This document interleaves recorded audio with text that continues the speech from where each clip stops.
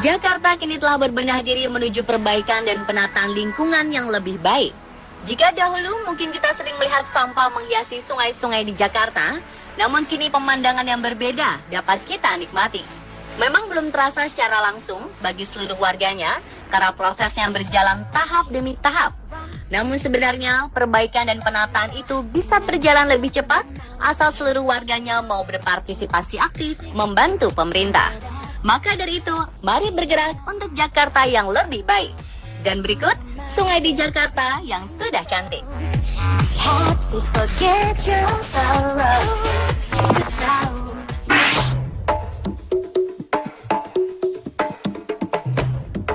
Bagi warga Jakarta yang pernah bermimpi sungai Jakarta bisa seindah sungai Changgechan atau Ogan Sugyo di Seoul, Korea Selatan, kini mungkin akan sedikit terkejut. Sebab Bapak Gubernur DKI Jakarta Ahok saat ini sudah memulai perjalanan panjangnya untuk membersihkan Sungai Ciliwung.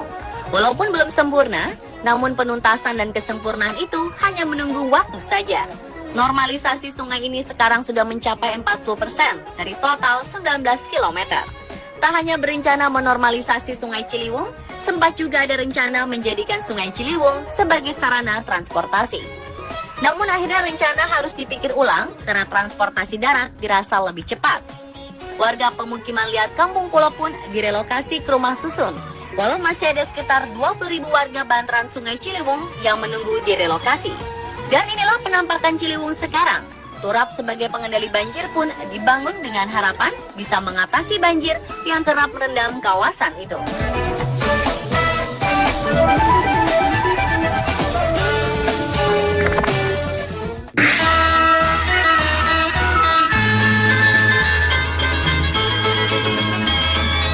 Mungkin banyak yang tak menyangka, saat ini tak semua sungai di Jakarta penuh sampah, bau, dan airnya berwarna hitam pekat.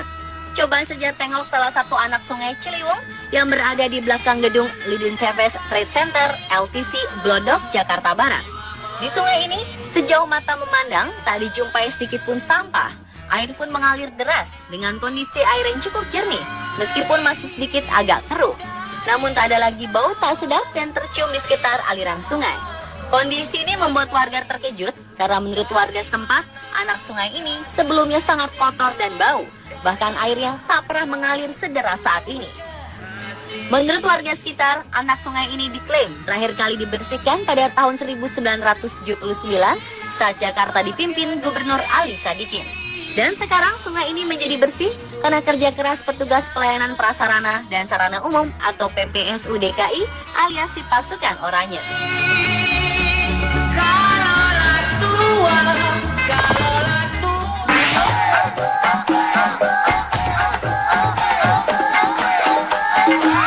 Waduk Riario terletak di daerah Pedongkelan, Pulau Gadung, Jakarta Timur dengan luas 26 hektar.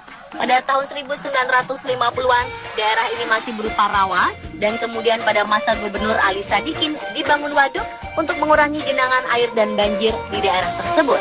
Pembangunan dimulai pada 1960 saat PT Pulau Mas Jaya membutuhkan tanah urukan untuk membuat lapangan pacuan kuda Pulau Mas. Dan akhirnya tanah bekas kerukan tergenang dan berubah menjadi waduk.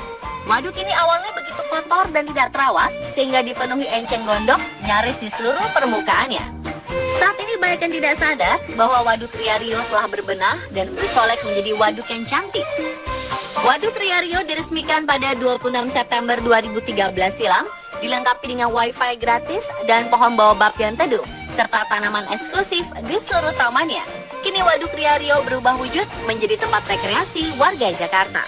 Warga pun bisa berinteraksi dan melakukan berbagai kegiatan dengan memanfaatkan amphitheater dan kursi taman di sekeliling taman Waduk Riario.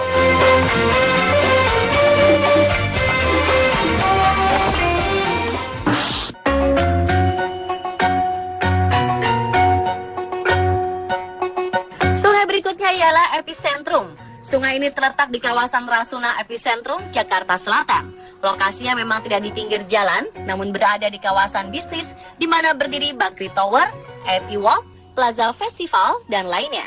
Sungai ini pun disulap menjadi indah dan bersih, terbentang sekitar 500 meter dengan lebar sekitar 8 meter.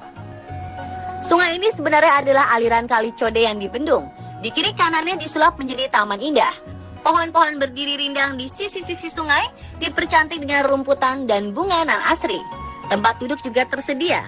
Lampu-lampu taman dirancang unik membentuk angka 7. Lalu di pinggir sungai berdiri pagar setinggi sekitar 1,5 meter. Begitu melihat airnya, tampak berwarna hijau dan tak tercium bau. Tak ada sampah mengambang, hanya dedaunan kecil yang jatuh. Bukan itu saja, sungai itu rupanya memiliki banyak ikan. Terlihat ikan-ikan itu muncul di permukaan air yang mayoritas jenis ikan mas. Sebuah papan peringatan di pagar sungai menampilkan tulisan "No fishing" atau dilarang menangkap ikan. Di tengah aliran airnya ada 2 jembatan yang memotong sungai epicentrum untuk menghubungkan apartemen dengan Epiwalk.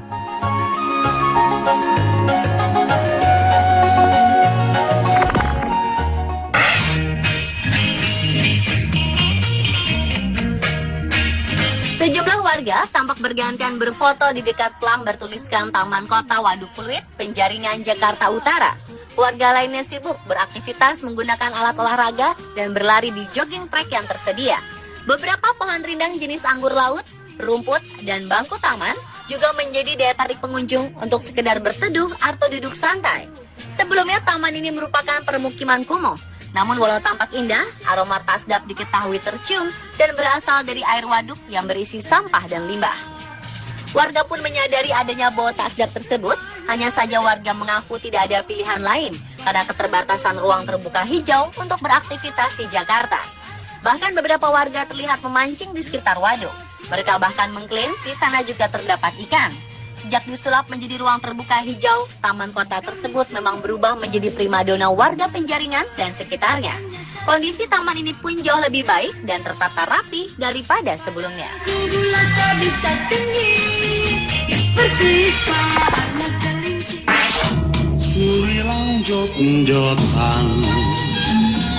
Jelang datangnya musim penghujan, petugas mengeruk Danau Sunter Selatan dan membersihkannya dari Taman Enceng Gondok. Danau yang sebelumnya ditutupi enceng gondok seperti lapangan bola dan busuk akibat limbah dan sampah ini dikeruk hingga tuntas dan bersih.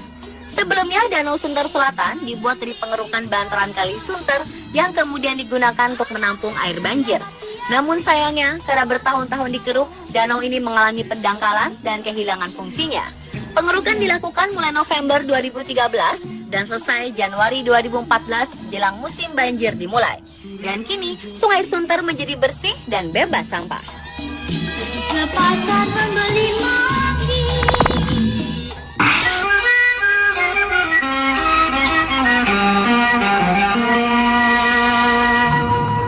Gubernur DKI Jakarta Basuki Cahayapurnama atau Ahok merepost foto dari Instagram Dinas Kebersihan DKI yang menyebutkan bahwa Waduk Kebon Melati seperti lukisan.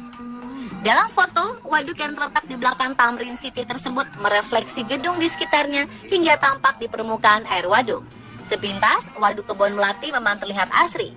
Hijaunya pepohonan di sisi kanan ditambah kondisi yang bersih menambah nilai tambah Waduk Kebon Melati. Tak ada sampah di atas waduk tersebut. Namun sayangnya, air Waduk Kebon Melati masih sedikit berbau. Bau timbulan ran air bercampur lumut dan lumpur. Petugas pun harus membersihkan lumut dan lumpur yang menumpuk sejak pagi. Karena bila tak dibersihkan, bau busuk menyengat akan menyebar di sekitar waduk. Karena hal tersebut, air Waduk Kebon Melati berwarna hijau pekat di musim kemarau.